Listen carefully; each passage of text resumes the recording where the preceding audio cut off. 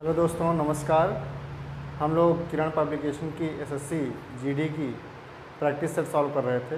तो आइए इसके पिछले पार्ट में हमने कुछ क्वेश्चन देखा था, तो इसमें कुछ क्वेश्चन बचे थे। आइए अगले कुछ क्वेश्चन देखा जाए।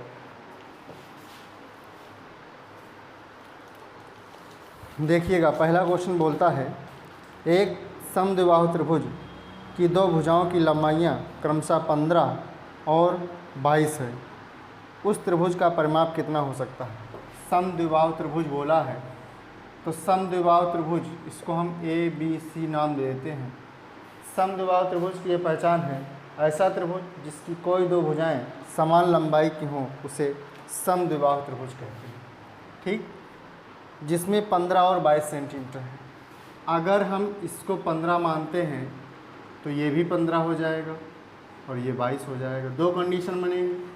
दूसरी कंडीशन ये बनेगी, अगर ए बी सी ये भी समबाहु त्रिभुज है।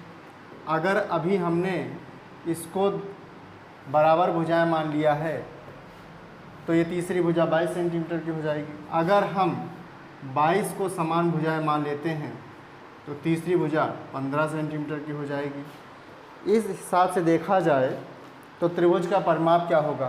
परिमाप मतलब होता है सभी भुजाओं का योग। सभी भुजाओं का योग मतलब 15 + 15 + 22, 15 15 30 और प्लस 22 52 सेंटीमीटर। अगर इस केस के हिसाब से देखा जाए, ये केस फर्स्ट है और ये केस सेकंड है। केस सेकंड के हिसाब से देखा जाए तो 22 + 22 + 15, 22 दूना 44, 44 + 15, 44 5 49 10 59 सेंटीमीटर। तो इसका उत्तर हो जाएगा 52 अथवा 59 सेंटीमीटर, जो कि ऑप्शन नंबर आपके फर्स्ट में दे रखा है। तो इसका फर्स्ट ऑप्शन सही हो जाएगा। चलिए दूसरा क्वेश्चन देखा जाए। दूसरा क्वेश्चन कह रहा है एक अर्धवृत्ताकार खिड़की का व्यास 63 सेंटीमीटर है, तदनुसार उसका परिमाप क्या होगा। अर्धवृत्ताकार खिड़की का व्यास दे रखा है, व्यास बराबर 63 सेंटीमीटर। आप लोग जानते हैं त्रिज्या का दूना व्यास होता है, तो त्रिज्या r बराबर हो जाएगी रेडियस 63/2 सेंटीमीटर। अब देखिए, पूछा है आपसे उसका व्यास का क्या होगा। ये आकृति कैसी है, अर्धवृत्ताकार है, अर्धवृत्ताकार खिड़की है। तो अर्धवृत्त का परिमाप, अर्धवृत्ताकार खिड़की का परिमाप आपसे पूछा है। अर्धवृत्ताकार खिड़की का परिमाप होता है πr + 2r, πr + 2r इसका फार्मूला होता है।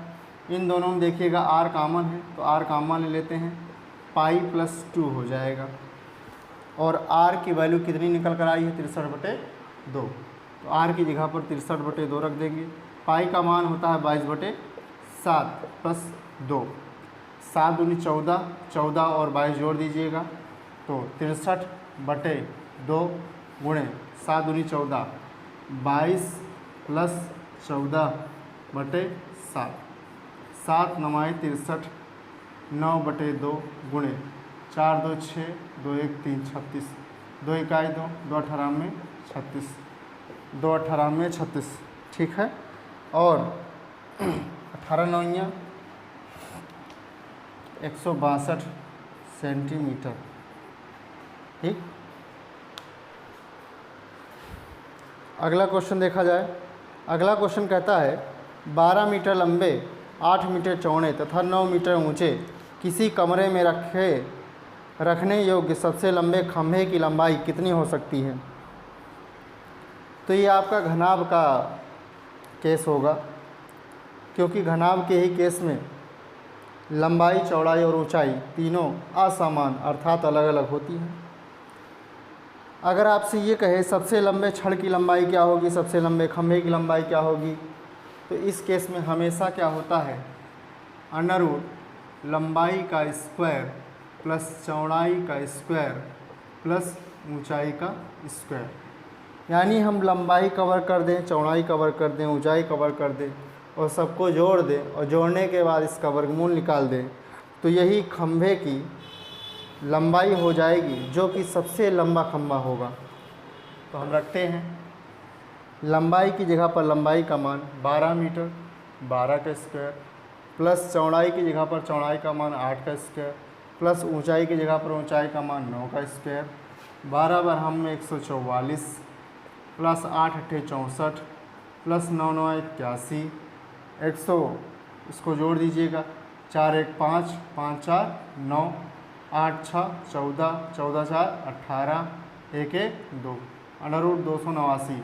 289 का वर्गमूल हो जाएगा 17 हो जाएगा, और ये सब मीटर में दे रखा है तो 17 मीटर हो जाएगा। इसका आपका ऑप्शन नंबर बी सही हो जाएगा। ऑप्शन नंबर बी इसका सही उत्तर होगा। अगला क्वेश्चन बोलता है, यदि किसी वस्तु के अंकित मूल्य पर 24% की छूट दी जाती है और उसके बाद वस्तु 392 रुपये में बेच दी जाती है, तब वस्तु का अंकित मूल्य क्या होगा। अंकित मूल्य पर 24% की छूट दी जाती है। अच्छा, हमेशा याद रखिएगा, कोई भी वस्तु अपने आप में 100% होती है। 24% अगर आप छूट ही दे दोगे तो बेचोगे कितने में। 24% छूट दे दिए हो, इसका मतलब 100 रुपये में आप 24 रुपये नहीं ले रहे हो, तो ले कितने रहे हो। तो हम यहाँ पर लिखते हैं, माना अंकित मूल्य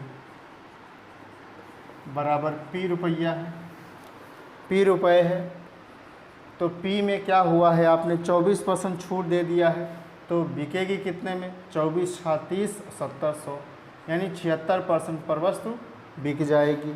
और वस्तु जैसे ही बिक जाएगी तो ये विक्रय मूल्य प्राप्त हो जाएगा। ये विक्रय मूल्य प्राप्त हो गया तो आगे देखिए बोल रखा है, तो वस्तु 342 रुपये में बेच दी जाती है। इसका मतलब 342 रुपये है क्या, विक्रय मूल्य है। ये भी विक्रय मूल्य, ये भी विक्रय मूल्य, दोनों आपस में बराबर। 76% का मतलब होता है 76/100। काटिएगा, 4 से कट जाएगा, 4 इकाई 4 3 7, 36 हो जाएगा, 4 9 36, 4 25 हम में 100। 19 से काटिएगा, ऊपर से ऊपर कटता है, नीचे से नीचे कटता है, तो 19 दूना 19 से कम 19, 1 20, 19 1 20 और 14 यानी 15 यहाँ पर हो जाएगा। 19 दूना 38, 19 अट्ठे 152, पी बराबर हो जाएगा 25 × 18, 25 अट्ठे 200, हासिल आए 20, 25 से कम 25 20 45, 450 रुपये। इसका कौन सा ऑप्शन सही है, ऑप्शन नंबर सी सही है, 450 रुपये हो जाएगा। चलिए नेक्स्ट क्वेश्चन देखा जाए। दो अभ्यर्थी पी और क्यू के अंक 2:5 के अनुपात में है। यदि पी का अंक 120 है तो क्यू का अंक क्या होगा। पी अनुपात क्यू बराबर 2:5 दे रखा है। इसका मतलब क्या है, पी का मान अगर 2 है तो क्यू का मान 5 है, यानी पी का मान अनुपात में 2 है तो क्यू का मान अनुपात में कितना है, 5 है। आपसे बोला है यदि p का अंक 120 है, कहने का मतलब यह अनुपात में 2 p का मान है, जबकि रियल में p का मान कितना दे रखा है, 120 दे रखा है। इसका मतलब ये भी p का मान, ये भी p का मान, दोनों आपस में बराबर। 2 इकाई 2, 2 छंग 12। एक अनुपात की वैल्यू कितनी हो जाएगी, 60 हो जाएगी। आपसे पूछा है तो q का अंक कितना होगा, q का अंक कितना है अनुपात में 5, तो अनुपात में 5 का मान निकाल लीजिएगा। यहाँ ऐसे समझिएगा, अगर 1 लीटर पेट्रोल का दाम 60 रुपये है तो 5 लीटर पेट्रोल का दाम कितना होगा, 60 × 5 बराबर 300। इसका ऑप्शन नंबर सी सही हो जाएगा। ठीक है, चलिए अगला क्वेश्चन देखा जाए। अगला कह रहा है 2 कारों की गति का अनुपात 5:4 है, तदनुसार समान दूरी तक जाने में लगने वाले उनके समय का अनुपात क्या होगा। हमेशा याद रखिएगा, गति का अनुपात यानी चाल का अनुपात, गति का अनुपात दे रखा है, गति का अनुपात दे रखा है 5:4, तो उनके द्वारा लगाए गए समय का अनुपात क्या हो जाएगा। हमेशा याद रखिएगा, चाल का विलोम होता है समय, समय का विलोम होता है चाल, 5 हो जाएगा। उसके द्वारा लिए गए समय का अनुपात कितना हो जाएगा, 4:5। ऑप्शन नंबर 4 सही है इसका। नेक्स्ट क्वेश्चन देखा जाए, कह रहा है 27 संख्याओं का अनुपात, 27 संख्याओं का औसत 60 है। यदि एक संख्या बदलकर 28 की बजाय 82 कर दी जाए तो औसत कितना हो जाएगा। 27 संख्याओं का औसत 60 दे रखा है। 27 संख्या का एवरेज कितना है, 60 है। तो 27 संख्या का योग निकाल लेते हैं। योग बराबर, एवरेज बराबर होता है योग बटे संख्या। अब योग क्या है, एवरेज बराबर होता है राशियों का योग बटे राशियों की कुल संख्या। तो योग बटे संख्या लिख देते हैं। तो यहाँ पर योग बराबर क्या हो जाएगा, योग बराबर हो जाएगा एवरेज गुणे संख्या। एवरेज कितना है, एवरेज है 60, संख्याएं कितनी हैं 27, गुणा कर दीजिएगा।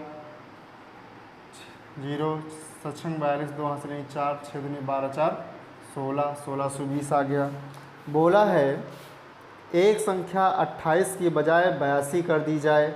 इसका मतलब क्या है, 28 लिखना था और 82 लिख दी गई है। इसका मतलब ज़्यादा लिख दी गई है। और कितना ज़्यादा लिखी गई है इसमें से इसको घटाएंगे तभी पता चलेगा। तो 82 माइनस 28, 8 4 12, 8 4 12, 7 में से 2 गया 5, 54 ज़्यादा लिख दी गई है।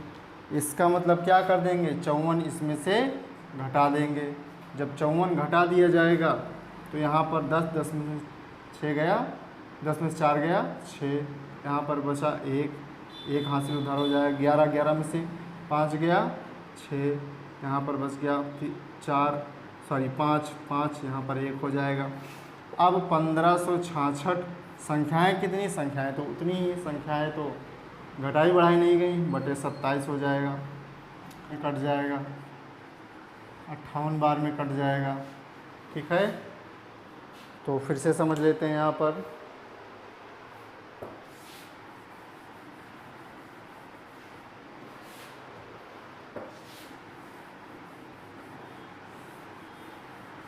देखिए क्या किया गया, इतना हो गया। इसके बाद देखिएगा क्या करिएगा, ज़्यादा कर दी गई तो इसमें से क्या करिए, 54 हमने घटा दिया, 54 घटाने के बाद 1566 हो गया है। अब आपसे पूछा है तो औसत कितना होगा। औसत बराबर क्या होता है, योग बटे संख्या। 1566 बटे संख्याएँ कितनी हैं 27 हैं, ये 58 बार में कट जाएगा। ऑप्शन नंबर बी सही हो जाएगा। इसका क्या उत्तर होगा, ऑप्शन नंबर बी। चलिए अगला क्वेश्चन देखते हैं। बोल रहा है एक दूधी ने 70 लीटर दूध 630 रुपये में ख़रीदा, यानी 70 लीटर ख़रीदा है 630 रुपये में।